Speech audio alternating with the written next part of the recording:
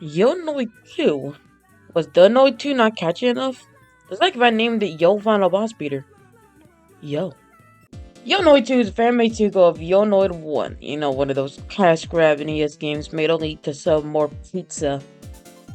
You know. I haven't played it myself, but I've heard it was not very good.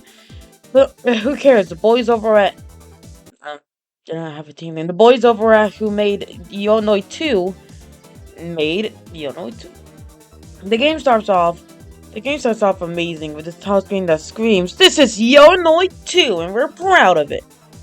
It starts, and then the opening cutscene is very well put together and tear-jerking intro. Recorded in live action, as you can see, it is glorious.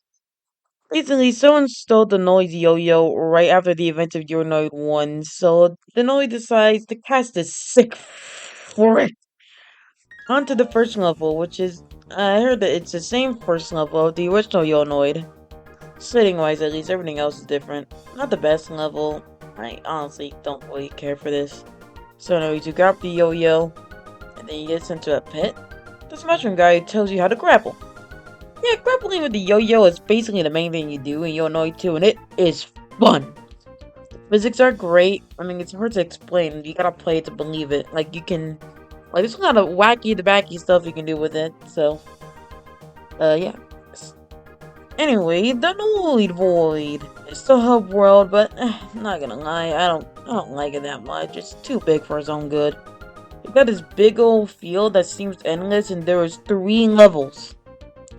3 levels! In this enormous void. I had trouble finding the first level. Just imagine how it's supposed to be for the Noid.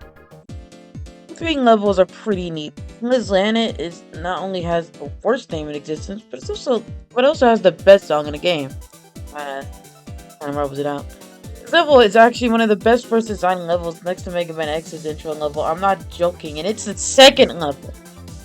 That very first level is pointless. It immediately shows you what you need to do by having a key right across the door. You know what to do.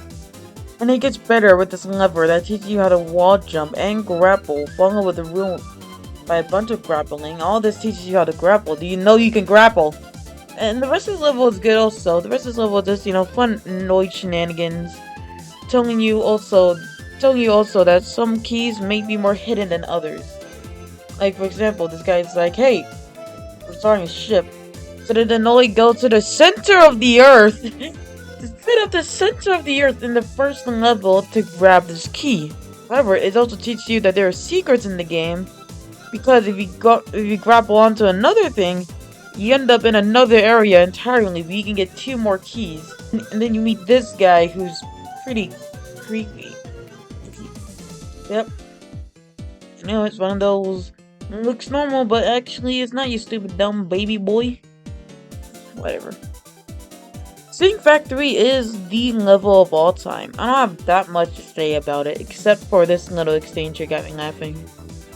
So, are you like half man, half rabbit, or just a man in a rabbit suit?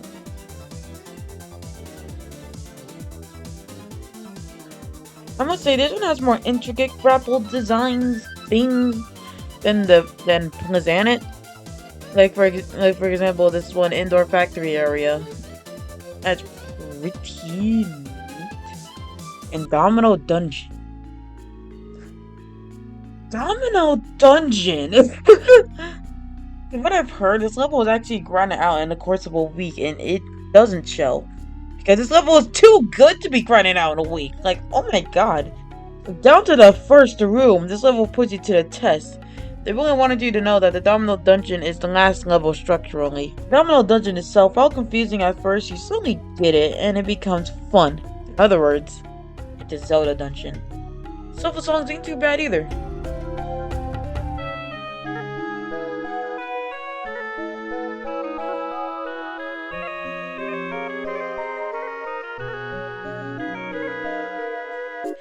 As you play the levels, there are Domino's Pizza boxes that stack in the middle of the Noid Void. And after you beat the 3rd level, you get onto it. and then you get to the final, and then you get to the final, you get to the final boss. And the first round of the final boss, I just straight up don't like it. It's easily a low point of the game because it's all dark and the lighting is straight up trash, so you can't even see anything. The only thing you can see is the TVs. Like barely, you can only see the screen. But anyways, after you work your freaking Bill Nye magic and get up there, you meet Mike Hatsune. What? Yeah, it turns out this game gets all meta, and it's like, oh, okay, so Hatsune Miku is like replacing the Noid, I guess. Do you think this is a reference to Domino's app featuring Hatsune Miku? That's what I think it is. Anyway, the boss fight. Boss fight is pretty good. You know, it's not like top 10 boss fights of all time. It's like alright, really. It's introduced the one and only time you use these dice, which should have been dominoes if you ask me. But yeah, you just use the dice and then you throw it at him. And luckily, you don't actually need to like throw it at him. It just goes up automatically to hit him. So that's something. But it's not like it homes in. You need to like home it on him pretty well. And like it's fine most of the time, but the last hit with all the disco force being able to stun you, it doesn't even kill you. It just becomes obnoxious. But yep, you do it, and then the game ends fairly anticlimactically. It sort of stops. What do I rate this game? Well, considering its short nature and sometimes being frustrating, I give it a 8 out of 10. It's pretty good. And honestly, for a fan game based off a mascot that, you know, drove somebody insane and it almost killed people, I say it's a pretty good game. The second, also one time I just straight up ate dominoes while playing the game. Wasn't even intentional. They just kind of brought home dominoes, so yeah.